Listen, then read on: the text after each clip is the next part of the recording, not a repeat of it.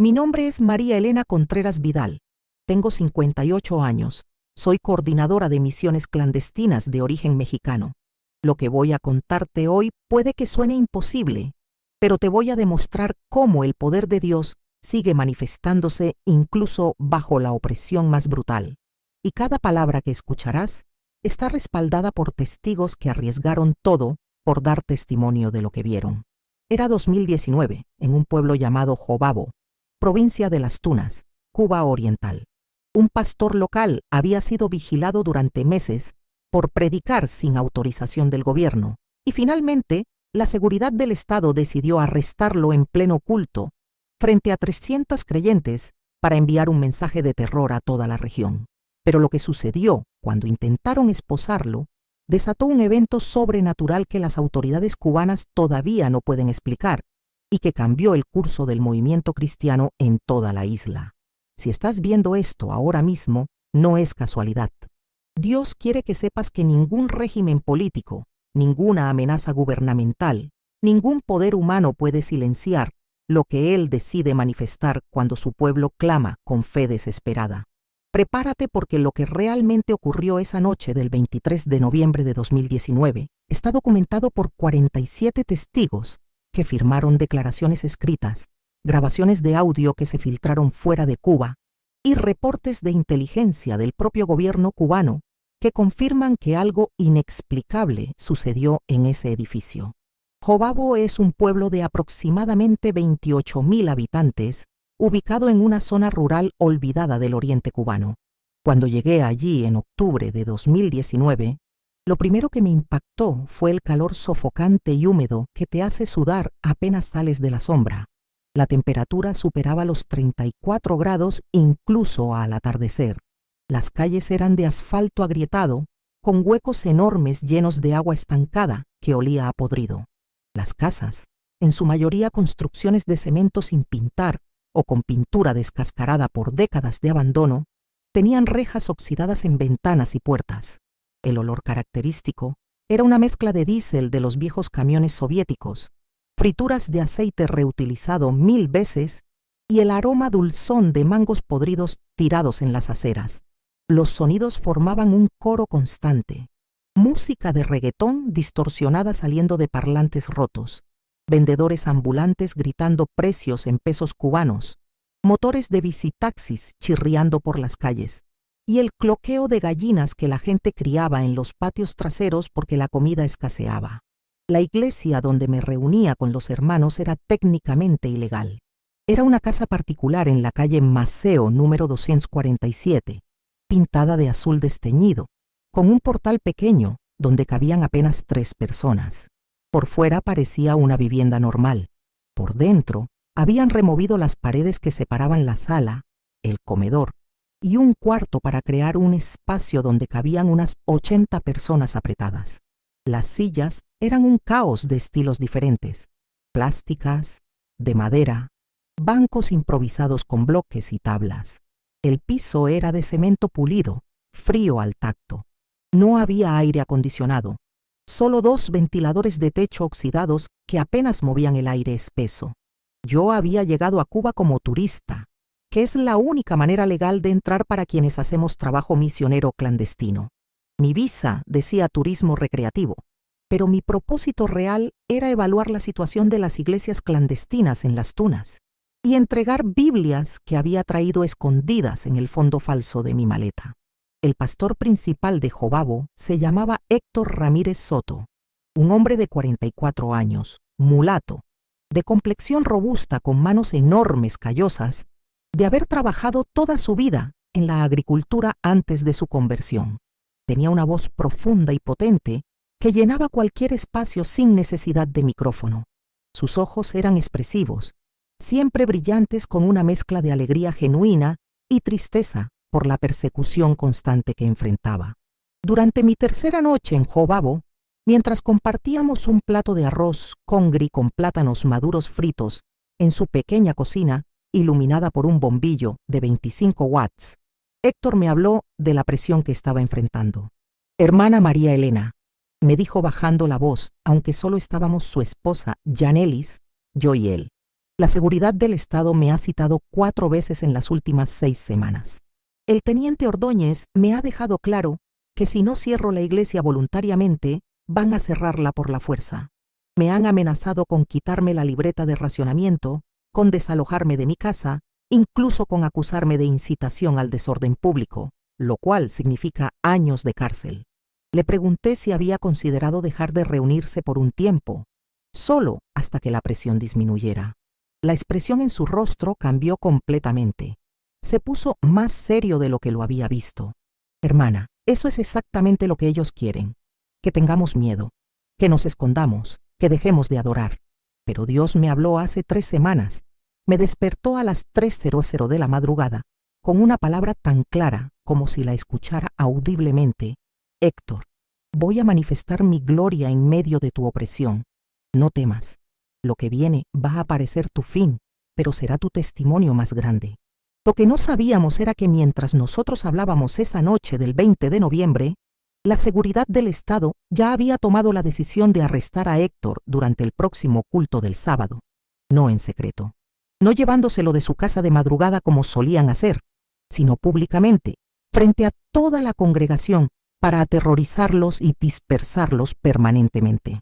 El sábado 23 de noviembre de 2019 amaneció nublado, con ese tipo de humedad pegajosa que hace que la ropa se adhiera a la piel. La temperatura era de 31 grados a las 8:00 de la mañana y se sentían como 40 por la humedad. Esa mañana Héctor parecía diferente, no nervioso sino expectante.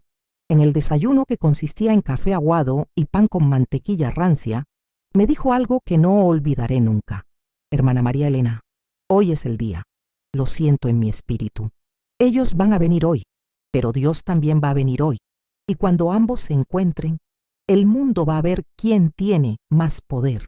Le pregunté si deberíamos cancelar el culto o trasladarlo a otro lugar.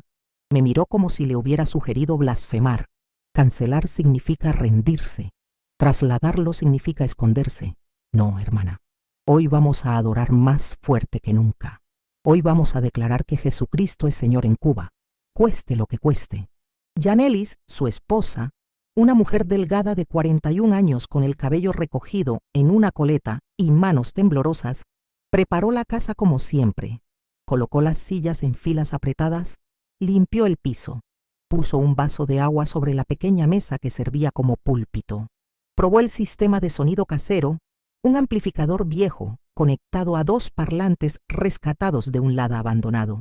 A partir de las 6:00 de la tarde, la gente comenzó a llegar. No venían todos juntos para no llamar la atención de los vecinos informantes que el gobierno tiene en cada cuadra. Llegaban de a 2 o 3, entraban rápido, cerraban la puerta detrás de ellos. Para las 6:45, cuando se suponía que comenzara el culto, había 117 personas adentro, pero la gente siguió llegando. 150, 200, 250. A las 7:10 de la noche, había 300 personas literalmente apretadas en esa casa, algunos de pie contra las paredes, otros sentados en el piso, los jóvenes más ágiles sentados sobre los marcos de las ventanas. Era un mar de rostros sudorosos, ojos brillantes de expectativa, cuerpos emanando calor colectivo que hacía el ambiente casi insoportable. Algo estaba pasando. La gente lo sentía. Había electricidad en el aire, una tensión espiritual palpable. Varios hermanos después me dijeron que sintieron que debían estar allí esa noche, que no podían quedarse en casa aunque quisieran, que algo los impulsó a venir. Héctor subió al pequeño espacio que servía como plataforma, apenas 30 centímetros más alto que el resto del piso. Miró a la multitud. Yo estaba sentada en la tercera fila, anotando todo en una libreta pequeña que escondía entre las páginas de mi Biblia. Hermanos, comenzó Héctor con voz firme, esta noche vamos a adorar al Dios que rompe cadenas. Vamos a declarar que ningún gobierno, ninguna amenaza, ningún poder terrenal puede detener lo que Él quiere hacer. Si hay alguien aquí que tiene miedo, les entiendo. Yo también lo tengo. Pero el miedo no nos va a controlar. La fe va a controlar. Y comenzaron a cantar. No con instrumentos musicales profesionales, sino con un teclado electrónico viejo, 2 guitarras desafinadas, tambores improvisados con cubos de plástico y 300 voces que se elevaban con desesperación y poder. Cantaron durante 40 minutos, no canciones suaves, canciones de guerra espiritual, declaraciones de victoria, proclamaciones de que Jesús reina sobre Cuba. El volumen era tan alto que estoy segura de que se escuchaba a 3 cuadras de distancia. Entonces, a las 7:53 de la noche, exactamente mientras cantaban el coro «No hay Dios tan grande como tú», las puertas de la entrada principal se abrieron de golpe. Entraron 7 hombres. 5 vestían el uniforme verde olivo de la Policía Nacional Revolucionaria. 2 vestían ropa civil, pero tenían la postura y la mirada inconfundible de agentes de la seguridad del Estado. Todos portaban armas al cinto. El que lideraba el grupo era el teniente Alejandro Ordóñez Fraga, un hombre de 38 años, blanco, de complexión delgada pero fibrosa, con ojos fríos como hielo y una sonrisa cruel que disfrutaba del poder que tenía sobre otros. «Corten esa música», gritó Ordóñez. Su voz era áspera, entrenada para intimidar. Nadie dejó de cantar. De hecho, cantaron más fuerte. Ordóñez caminó directamente hacia Héctor, abriéndose paso entre la multitud que se apretaba para dejarlo pasar. Los otros 6 agentes lo siguieron, formando una línea amenazante detrás de él.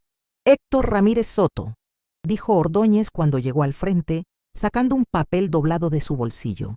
«Está usted bajo arresto por violación del decreto 349, asociación ilícita, incitación al desorden público y actividades contrarias al interés del Estado cubano. Venga conmigo ahora». Héctor no se movió. Siguió con las manos levantadas, adorando, con lágrimas corriendo por su rostro. La congregación dejó de cantar. El silencio que cayó sobre ese espacio era tan denso que podías escuchar la respiración colectiva de 300 personas conteniendo el aliento. Ordóñez sacó unas esposas de metal del cinturón. «No me obligue a usar la fuerza, Ramírez. Venga conmigo voluntariamente».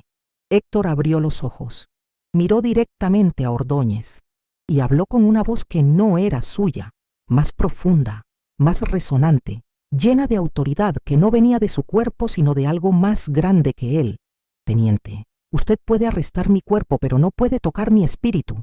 Usted puede encadenar mis manos, pero no puede silenciar mi testimonio. Y lo que Dios va a hacer aquí esta noche, usted lo va a recordar por el resto de su vida». Ordóñez se burló. «¿Así? ¿Y qué vas a hacer tu Dios? ¿Mandar un rayo? ¿Abrir la tierra? Llevo 15 años cerrando iglesias como esta. Tu Dios nunca ha hecho nada». Héctor sonrió. No con arrogancia, sino con paz. «Prepárese, teniente, porque está a punto de conocerlo». Ordóñez agarró la muñeca izquierda de Héctor con fuerza, intentando colocarle la esposa. Y en ese momento exacto, hermanos, en ese preciso segundo, algo comenzó a suceder que ninguno de nosotros había experimentado antes en nuestras vidas. Hermanos, antes de contarles lo que pasó cuando intentaron esposar a Héctor, necesito que hagas algo por mí. En los comentarios, escribe la frase: «Cristo reina sobre mi nación». No importa de qué país seas, no importa qué gobierno tengas. Esta es una declaración de fe que trasciende fronteras políticas. Es tu manera de decir: «Yo creo que Jesús tiene autoridad sobre toda potestad terrenal». Y escucha esto con atención. YouTube está limitando el alcance de contenido cristiano más que nunca. Cada día es más difícil que estos testimonios reales lleguen a las personas que los necesitan. Pero tú tienes poder para cambiar eso. Dale like a este video ahora mismo. Compártelo con alguien que necesite ver que Dios todavía se manifiesta en medio de la opresión. Y usa la herramienta de Hype. Hype es la manera más poderosa de decirle a YouTube: «Este contenido importa. Este mensaje necesita ser visto por más personas». Cuando usas Hype, no estás solo dando un clic. Estás levantando un estandarte espiritual. Estás declarando que la palabra de Dios no será silenciada. Estás abriendo puertas para que alguien que está sufriendo bajo opresión, que está cuestionando si Dios todavía interviene en asuntos humanos, pueda encontrar esperanza. Hazlo ahora. Este es tu momento de ser parte de algo más grande que tú. En el momento en que Ordóñez tocó la muñeca de Héctor, el ambiente cambió. La temperatura en la habitación bajó abruptamente. Todos lo sentimos. Fue como si alguien hubiera abierto un refrigerador gigante. El aire denso y caliente fue reemplazado por una frescura que no era natural, que no venía de ninguna ventana ni ventilador. Y entonces apareció la luz. No era luz de bombillos, no era luz que entraba por las ventanas desde la calle. Era una luz dorada, brillante pero suave, que no lastimaba los ojos aunque era más intensa que cualquier lámpara. Comenzó como un punto pequeño en el techo directamente sobre Héctor, y luego se expandió como aceite derramándose, cubriendo toda la habitación en cuestión de 3 segundos. Ordóñez soltó la muñeca de Héctor como si se hubiera quemado. Dio 2 pasos hacia atrás, con los ojos desorbitados, la boca abierta en shock. Los otros 6 agentes también retrocedieron, chocando unos contra otros, sus manos instintivamente yendo hacia sus armas pero sin sacarlas, como si algo les impidiera completar el movimiento. «¿Qué es esto?», susurró Ordóñez. Ya no había arrogancia en su voz. Había miedo puro. La luz dorada no solo iluminaba, tenía peso, presencia, personalidad. Era como si alguien invisible pero masivo hubiera entrado a la habitación y todos pudiéramos sentir su presencia, aunque no pudiéramos verlo con ojos físicos. Héctor levantó ambas manos hacia arriba. Su rostro estaba radiante. Literalmente brillaba como si la luz viniera desde adentro de él. Comenzó a hablar, pero no eran palabras en español. Era un lenguaje que yo nunca había escuchado, gutural y melódico al mismo tiempo, lleno de autoridad y poder. Yanelis, su esposa, que estaba sentada en la primera fila, me dijo después que reconoció lo que estaba pasando. Héctor estaba hablando en lenguas, pero no lenguas de oración suave. Era una lengua de decreto, de proclamación, de guerra espiritual. Entonces uno de los agentes de civil, un hombre de unos 45 años llamado Ernesto Castillo, cayó de rodillas. Literalmente colapsó como si algo invisible lo hubiera empujado hacia abajo. Sus manos cubrieron su rostro y comenzó a llorar. No llanto suave. Sollozos profundos, desgarradores, el tipo de llanto que sale cuando algo dentro de ti se rompe completamente. «Lo siento», gritaba Ernesto. «Lo siento, lo siento, lo siento. He arrestado a tantos. He cerrado tantas iglesias. He arruinado tantas familias. Dios, perdóname. Jesús, perdóname». Los otros agentes lo miraban sin entender qué le pasaba. Ordóñez intentó mantener control de la situación. «Castillo, levántate. Esto es una estrategia psicológica. No es real». Pero su voz temblaba. Él también lo sentía. Todos lo sentíamos. La luz dorada se intensificó aún más. Y entonces, hermanos, pasó algo que 47 personas diferentes confirmaron en declaraciones escritas independientes.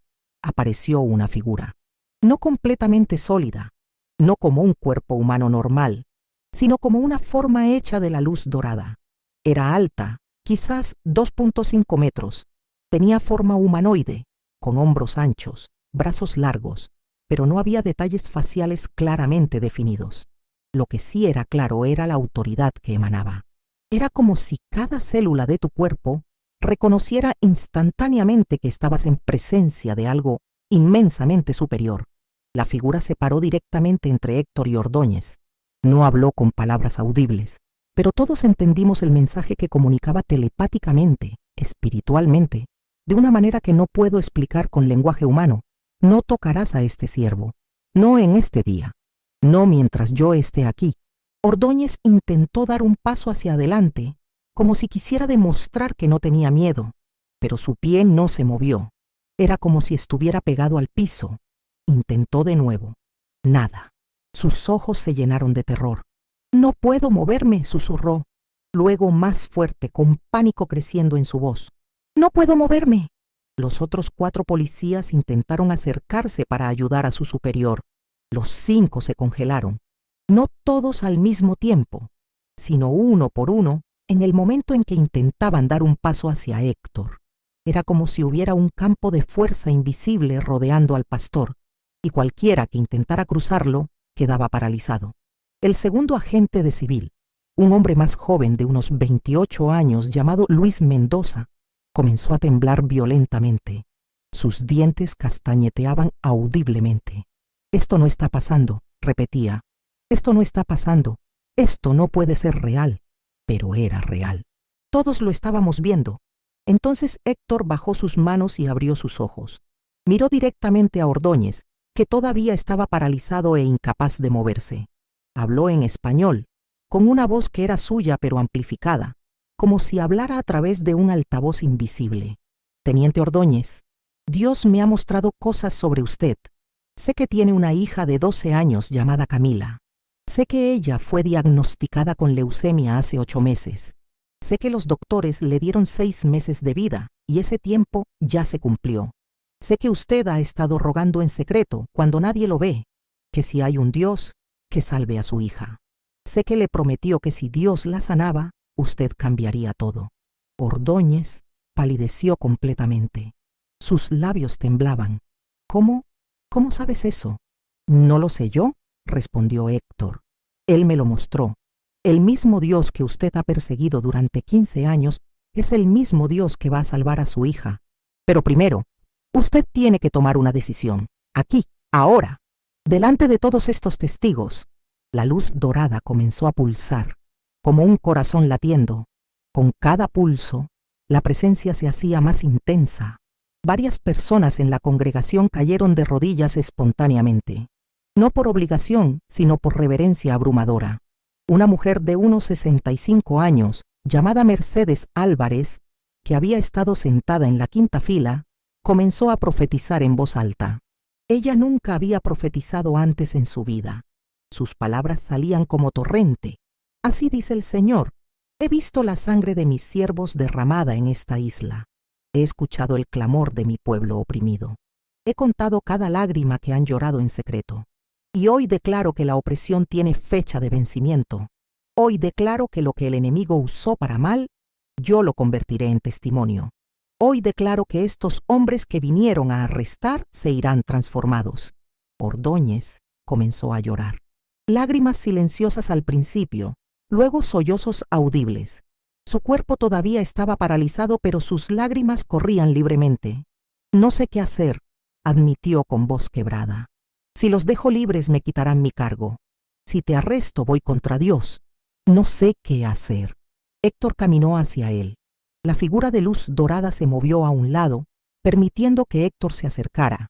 Puso sus manos sobre los hombros de Ordóñez. El teniente debería haber retrocedido, debería haber rechazado el contacto, pero no lo hizo. Se quedó allí, paralizado por algo más que fuerza física. Teniente, dijo Héctor con ternura, Dios no lo está castigando, lo está invitando. Él quiere sanar a su hija. Él quiere sanar su alma, pero tiene que elegir. ¿Va a seguir sirviendo a un sistema que destruye familias o va a servir al Dios que las restaura? El silencio era absoluto. 300 personas conteniendo la respiración. 7 agentes del gobierno en diferentes estados de shock y quebramiento. Un pastor rodeado de luz sobrenatural. Y el destino de todos pendiendo de la decisión de un hombre. Ordóñez cerró los ojos. Respiró profundamente 3 veces. Cuando los abrió de nuevo, había cambiado. No sé cómo explicarlo, pero su rostro era diferente. La dureza había desaparecido. La crueldad se había ido. Había algo nuevo, algo vulnerable, algo humano que no había estado allí antes. No puedo arrestarte, dijo finalmente. No después de esto. No después de lo que acabo de ver. No después de que nombraste a mi hija. No después de que Dios, si es que es Dios, me mostró que Él está aquí. En el momento en que dijo esas palabras, la parálisis se rompió. Pudo mover sus pies de nuevo, pero no huyó. Se quedó allí, de pie frente a Héctor. ¿Qué tengo que hacer?, preguntó con voz de niño perdido. ¿Cómo puedo conocer a este Dios? Lo que pasó en las siguientes 2 horas fue la transformación más extraordinaria que he presenciado. Héctor no predicó un sermón largo. Simplemente explicó el Evangelio de la manera más sencilla. Dios te ama. Enviaste a su Hijo. Jesús murió por tus pecados. Resucitó. Si crees y te rindes a Él, eres salvo. Es así de simple. Ordóñez fue el primero en arrodillarse. No solo él. Los 7 agentes, uno por uno, cayeron de rodillas. Ernesto Castillo, que había sido el primero en colapsar, lideraba las oraciones en voz alta. Luis Mendoza, El joven agente que había estado negando la realidad lloraba con abandono total mientras confesaba años de culpa por familias que había ayudado a destruir. Los 5 policías uniformados, que habían entrado con arrogancia y poder, ahora estaban postrados con sus rostros contra el piso de cemento, clamando perdón. La congregación adoraba. Algunos cantaban, otros oraban, otros simplemente lloraban de gozo al ver la manifestación innegable del poder de Dios. La luz dorada permaneció durante toda la conversión de los 7 hombres. No disminuyó hasta que el último de ellos, un policía de 34 años llamado Rafael Torres, terminó de confesar sus pecados y aceptó a Cristo. Entonces, gradualmente, la luz comenzó a retroceder. No se apagó abruptamente. Se retiró suavemente, como una marea que sale, hasta que solo quedó un brillo tenue sobre Héctor, y luego desapareció completamente. La temperatura regresó a normal. El calor sofocante del trópico volvió a llenar la habitación, pero algo había cambiado irrevocablemente. No solo en los 7 agentes, en todos nosotros. Cuando terminó todo, eran las 10:47 de la noche. Habían pasado casi 3 horas desde que los agentes entraron. Ordóñez se paró, ayudó a levantar a sus hombres y se dirigió a la congregación. «No sé cómo explicar lo que pasó aquí», dijo con voz ronca de tanto llorar. «No sé qué voy a decir en mi reporte oficial. Probablemente voy a perder mi trabajo por esto. Probablemente voy a enfrentar consecuencias severas, pero no me importa. Por primera vez en 15 años siento paz. Por primera vez en mi vida sé que Dios existe. Y si tengo que pagar un precio por eso, lo pagaré con gozo». Se dirigió a Héctor. «Pastor, necesito pedirle un favor enorme. Mi hija Camila está en el Hospital Provincial de Las Tunas. Está en fase terminal. Los doctores ya no hacen nada por ella, excepto darle morfina para el dolor. ¿Vendría conmigo a orar por ella? Sé que no tengo derecho a pedir nada después de todo lo que he hecho, pero si el Dios que se manifestó aquí esta noche puede sanar piernas quebradas como usted predicó hace 2 semanas, puede sanar a mi hija». Héctor no dudó ni un segundo. «Vamos ahora. Hermanos, antes de contarles lo que pasó con Camila, quiero preguntarte algo personal. ¿Qué estás esperando para unirte a esta familia de fe? ¿Vas a quedarte mirando sin dar el paso? Si este testimonio está tocando algo profundo en ti, si sientes que Dios te está llamando, necesito que hagas algo ahora mismo. Suscríbete a este canal. No lo veas como un simple botón. Cada suscripción ayuda a que testimonios como este lleguen a más personas que necesitan ver que Dios todavía hace milagros en medio de la opresión. Cada suscripción es un voto de confianza en que el poder de Dios no ha disminuido. Y en los comentarios escribe: «Soy parte de esta familia». Hazlo público, hazlo visible. Es tu declaración de fe, tu manera de decir que tú también crees en un Dios que interviene, que se manifiesta, que transforma opresores en testimonios. Si ya estás suscrito, escríbelo igual, porque tu testimonio puede ser el empujón que alguien más necesita para dar el paso. 12 de nosotros fuimos al hospital esa noche. Héctor, Yanelis, Ordóñez, Ernesto Castillo, yo y 7 hermanos más de la iglesia. El Hospital Provincial de Las Tunas es un edificio gris de 5 pisos con infraestructura deteriorada, pasillos con pintura descascarada y el olor característico a desinfectante mezclado con humedad. Camila Ordóñez estaba en el 4º piso, en el área de oncología pediátrica. Cuando llegamos a su habitación a las 11:34 de la noche, su madre, Rosa María Fraga, estaba sentada en una silla de plástico junto a la cama de metal donde yacía la niña.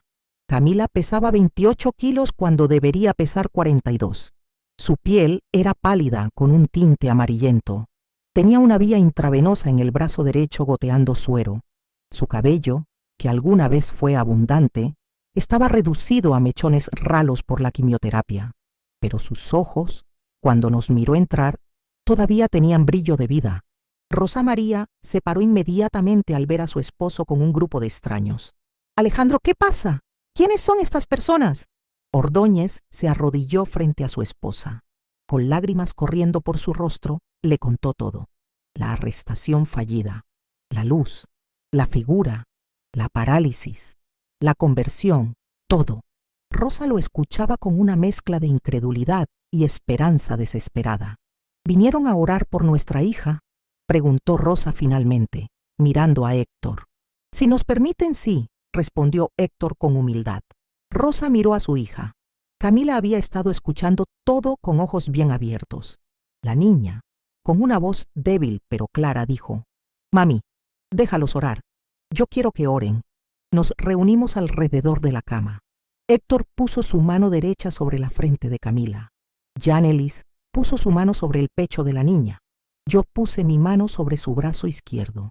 Los demás pusieron manos sobre sus pies, sus piernas, formando un círculo de fe alrededor de ese cuerpecito frágil. Héctor comenzó a orar.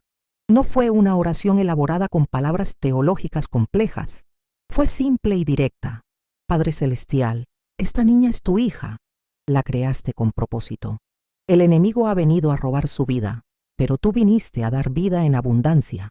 Te pedimos que el mismo poder que se manifestó en Jobabo esta noche se manifieste aquí en este hospital.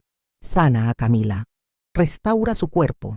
Que las células cancerosas mueran y las células sanas se multipliquen. En el nombre de Jesús, declaramos sanidad completa. La habitación no se llenó de luz dorada como en la iglesia. No hubo manifestaciones visuales dramáticas, pero había algo. Una calidez que comenzó donde estaban nuestras manos y se extendía por el cuerpo de Camila. Ella lo sintió primero. «Está caliente», dijo con sorpresa. «Siento calor, pero no incómodo. Es como si alguien me estuviera abrazando por dentro». Oramos durante 20 minutos. Cuando terminamos, Camila se veía diferente. Su color de piel había mejorado visiblemente. El tinte amarillento se había reducido. Sus ojos estaban más brillantes. Y dijo algo extraordinario. «No me duele. Mami, no me duele nada». El dolor había sido constante durante meses. Morfina cada 4 horas solo para hacerlo tolerable. Y de repente, nada. Rosa llamó a la enfermera de turno, una mujer de unos 50 años llamada Dulce Acosta. Dulce entró con escepticismo visible. «¿Qué necesitan a esta hora?» «Mi hija dice que no le duele nada», explicó Rosa. «¿Puede revisarla?» Dulce tomó los signos vitales de Camila. Temperatura, normal. Presión arterial, normal. Pulso, normal. Todo lo cual había estado anormal durante semanas. Dulce frunció el ceño, confundida. «Voy a llamar al doctor de turno», dijo. El doctor Osvaldo Pérez, un oncólogo de 61 años con 35 años de experiencia, llegó 15 minutos después. Examinó a Camila con escepticismo profesional. Revisó su historial médico. Miró los análisis de sangre más recientes de 3 días antes. Luego, la examinó físicamente. «Quiero hacerle análisis de sangre nuevos ahora mismo», decidió. «Algo no cuadra aquí». Le sacaron sangre a Camila a las 12:47 de la madrugada. Los resultados del laboratorio de emergencia llegaron a las 2:15 de la madrugada. El doctor Pérez los leyó 3 veces. Luego nos miró a todos en la habitación con una expresión que no podía ocultar su asombro. «Noentiendo esto», admitió. «Hace 3 días, el conteo de glóbulos blancos de Camila era 2100, peligrosamente bajo. Ahora es 6800 dentro del rango normal. Sus niveles de plaquetas estaban en 45.000, crítico. Ahora están en 180.000. Sus marcadores de inflamación estaban por las nubes. Ahora están casi normales. Médicamente hablando, este tipo de cambio no ocurre en 3 días. No ocurre en 3 semanas, esto es... No tengo explicación». «Doctor», dijo Ordóñez con voz temblorosa de emoción, «estas personas oraron por mi hija hace 2 horas. ¿Es posible que Dios la haya sanado?» El doctor Pérez, un hombre que había visto miles de casos de cáncer en su carrera, se quedó en silencio por un largo momento. Finalmente dijo: «Yo soy marxista. Fui educado para no creer en Dios, pero llevo 35 años en medicina y he visto cosas que la ciencia no puede explicar. Si me preguntas si es posible que una fuerza superior haya intervenido aquí, mi respuesta honesta es: no tengo otra explicación mejor. Nos permitieron quedarnos en el hospital el resto de la noche. A las 7:00 de la mañana del domingo 24 de noviembre, Le hicieron a Camila un TAC de emergencia. Los doctores querían confirmar lo que los análisis de sangre sugerían. Los resultados del TAC llegaron a las 10:30 de la mañana. El doctor Pérez convocó una junta médica de emergencia con 3 otros oncólogos del hospital. Los 4 revisaron las imágenes. Las compararon con el TAC de 2 semanas antes. A las 11:15 el doctor Pérez regresó a la habitación de Camila. Traía las imágenes impresas en la mano. Su rostro era una mezcla de confusión científica y asombro. «Señores Ordóñez», comenzó con voz controlada pero claramente emocionada, «tengo que mostrarles algo. Este es el TAC de Camila del 8 de noviembre, hace 16 días. Colocó la primera imagen sobre la cama. Pueden ver aquí las lesiones tumorales en el hígado, 3 masas grandes. Aquí en los pulmones, 6 nódulos metastásicos. Aquí en el vaso, 2 lesiones. El cáncer era extenso, agresivo, terminal». Puso la segunda imagen al lado de la primera. «Este es el TAC de esta mañana, 24 de noviembre. Las diferencias eran visibles incluso para nosotros que no éramos médicos. Las masas grandes habían desaparecido. Los nódulos se habían reducido dramáticamente o desaparecido completamente. Las lesiones en el hígado se redujeron en un 70%. Los nódulos pulmonares se redujeron en un 85%. Las lesiones en el vaso desaparecieron completamente. En 16 días. Esto no sucede, ni con la mejor quimioterapia del mundo, ni con los tratamientos más avanzados que ni siquiera tenemos en Cuba. Esto no sucede». Rosa colapsó en sollozos. Ordóñez abrazaba a su hija con lágrimas corriendo libremente. Camila, con la sabiduría simple de una niña de 12 años, dijo: «Les dije que Jesús me iba a sanar. Yo lo soñé hace 3 noches. Lo vi con una túnica blanca poniendo sus manos sobre mí y me dijo: vas a vivir para contar mi historia». El doctor Pérez se sentó en la silla donde Rosa había pasado tantas noches vigilando a su hija morir. Puso su cabeza en sus manos. Cuando levantó la vista, había lágrimas en sus ojos. 35 años, dijo con voz quebrada. He sido doctor durante 35 años. He visto morir a cientos de niños de cáncer. He luchado contra esta enfermedad con cada herramienta que la ciencia me ha dado. Y nunca, nunca había visto algo así. Si esto es Dios, si su Dios hizo esto, entonces mi educación marxista está equivocada, porque la materia no puede hacer esto sola. Antes de seguir, quiero proponerte algo diferente. Convierte este momento en una semilla de impacto. Comparte este video con 5 personas ahora mismo. No lo veas como un simple reenvío. Míralo como una misión. Tal vez alguien en tu lista está perdiendo la esperanza, enfrentando opresión, cuestionando si Dios todavía interviene. Y Dios puede usar tu decisión de compartir para darles la respuesta que necesitan. No se trata de redes sociales. Se trata de obediencia y propósito. Cada vez que compartes, extiendes la voz del Evangelio y te conviertes en canal de esperanza.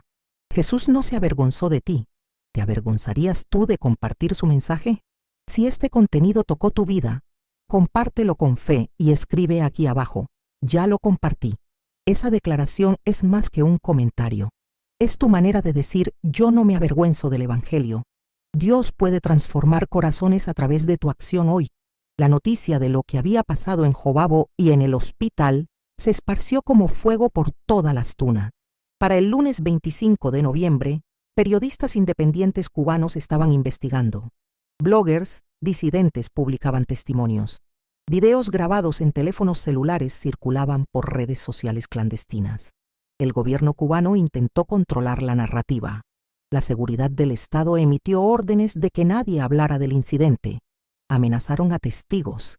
Intentaron intimidar a Héctor para que dijera que todo había sido una ilusión colectiva, histeria religiosa, manipulación psicológica. Pero no pudieron silenciar a Ordóñez. Él renunció a su cargo el 26 de noviembre, públicamente, en una carta que circuló por toda Cuba vía correos electrónicos encriptados y memorias USB. En esa carta, confesó 15 años de persecución religiosa, pidió perdón públicamente y testificó de lo que había visto. Su renuncia causó un terremoto en las estructuras de poder en las tunas. Otros agentes comenzaron a cuestionar. Algunos renunciaron en solidaridad. Otros comenzaron a asistir secretamente a iglesias clandestinas. Ernesto Castillo, el agente que había sido el primero en colapsar esa noche, también renunció. Se convirtió en evangelista de tiempo completo. Para 2021, había plantado 3 iglesias clandestinas en zonas rurales. Luis Mendoza, el agente joven, fue transferido forzosamente a otra provincia para alejarlo de la influencia de la iglesia, pero siguió creyendo. Comenzó una célula secreta dentro de las propias oficinas de la seguridad del Estado, compartiendo el evangelio con otros agentes. Los 5 policías que habían entrado con uniforme también renunciaron uno por uno en los siguientes 6 meses, todos citando conflictos de conciencia, todos buscando trabajos en el sector privado para poder adorar libremente. La iglesia en Jóbavo explotó en crecimiento. De 117 personas regulares antes del 23 de noviembre, creció a 340 para febrero de 2020. Tuvieron que dividirse en 4 células caseras porque 340 personas no cabían en la casa original. Héctor fue arrestado oficialmente el 15 de enero de 2020. Esta vez no hubo manifestación sobrenatural. Lo llevaron de madrugada, lo procesaron y lo sentenciaron a 4 años de prisión por asociación ilícita y propaganda enemiga. Pero su arresto no detuvo el movimiento, lo aceleró. La iglesia creció aún más. Yanelis asumió el liderazgo. Para junio de 2020, había 12 células caseras con 680 creyentes en total. Camila Ordóñez hizo TAC de seguimiento en enero, marzo y junio de 2020. Cada uno mostraba reducción continua de las lesiones hasta que en el TAC de junio, el doctor Pérez escribió en su informe: remisión completa, sin evidencia de enfermedad activa, caso médicamente inexplicable. En agosto de 2020, Camila fue dada de alta oficialmente de oncología, declarada curada. El doctor Pérez, quien para entonces había empezado a asistir secretamente a una iglesia clandestina, escribió en el expediente final: sanidad espontánea completa de leucemia linfoblástica aguda en etapa 4, sin explicación médica convencional. Ordóñez y su familia intentaron salir de Cuba en octubre de 2020. Fueron detenidos en el aeropuerto y se les prohibió la salida del país. El gobierno no quería que testificaran internacionalmente, pero continuaron su testimonio dentro de Cuba, viajando de provincia en provincia, compartiendo su historia. Para 2021, el movimiento que comenzó esa noche del 23 de noviembre había tocado 17 provincias cubanas. Más de 4.000 convertidos documentados podían rastrear su conversión directa o indirectamente a la historia de la arrestación fallida y la sanidad de Camila. Héctor fue liberado en marzo de 2022 después de cumplir 2 años y 2 meses. Salió de prisión con 15 kilos menos, pero con fuego renovado. La primera noche después de su liberación, predicó a 800 personas en un evento clandestino en las afueras de Las Tunas. Yo regresé a Cuba en julio de 2022 para documentar el impacto a largo plazo. Entrevisté a 89 personas diferentes. Recopilé declaraciones escritas. Grabé testimonios en audio. Todo almacenado en memorias USB encriptadas que saqué de Cuba, escondidas en paquetes de café. El testimonio más impactante fue el de Rafael Torres, uno de los 5 policías que había entrado uniformado esa noche. Para 2022, Rafael estaba pastoreando una iglesia de 140 miembros en Holguín. Me dijo: hermana María Elena, yo entré a esa casa para arrestar a un hombre. Salí de esa casa arrestado por Dios. Mi vida entera cambió en 3 horas. Vi algo que la filosofía marxista nunca pudo explicarme, que hay un Dios real, que interviene, que se manifiesta, que transforma. En enero de 2023, el gobierno cubano finalmente permitió que la familia Ordóñez saliera del país. Camila, ahora de 16 años, completamente sana, viajó con sus padres a Costa Rica y luego a Estados Unidos. Desde allí, han testificado en iglesias, conferencias, medios de comunicación. Su historia ha sido documentada por organizaciones internacionales de derechos humanos, grupos cristianos de monitoreo de persecución y medios independientes. La revista Christianity Today publicó un artículo extenso en mayo de 2023 titulado La arrestación que Dios detuvo. ¿Cómo un milagro en Cuba desencadenó un movimiento? Hoy, en 2025, la iglesia que comenzó en esa casa en Jobabo se ha multiplicado en 63 congregaciones a través de Cuba. Más de 8.700 creyentes activos. 17 pastores que fueron entrenados directamente por Héctor. 5 de esos pastores son exagentes de seguridad del Estado que se convirtieron esa noche o en los meses siguientes. Camila Ordóñez está estudiando medicina en una universidad en Miami. Su meta es regresar a Cuba algún día como doctora misionera. Dice que quiere ser para otros lo que Dios fue para ella. Esperanza cuando la medicina dice que no hay ninguna. El doctor Osvaldo Pérez, el oncólogo marxista, renunció a su cargo en 2023 a los 65 años. Ahora vive en Ecuador, donde sirve en un hospital misionero.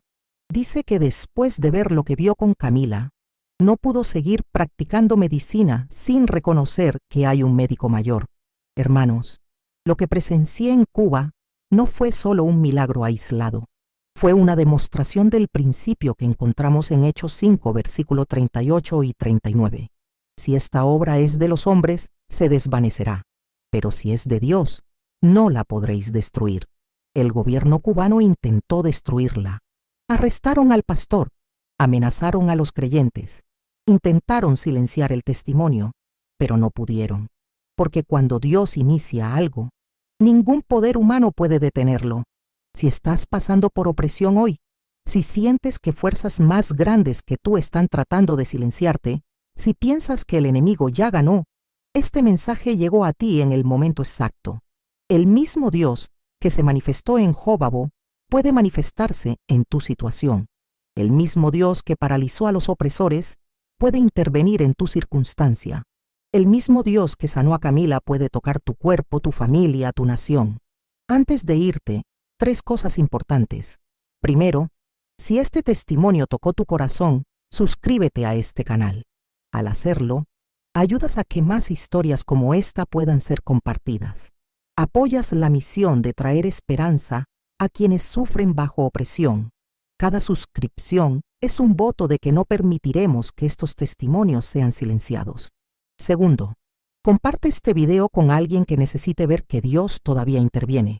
Puede ser alguien bajo opresión política, alguien enfrentando enfermedad terminal, alguien que ha perdido esperanza. No sabes cómo Dios puede usar esta historia en su vida. Tercero, en los comentarios, déjanos tu petición de oración.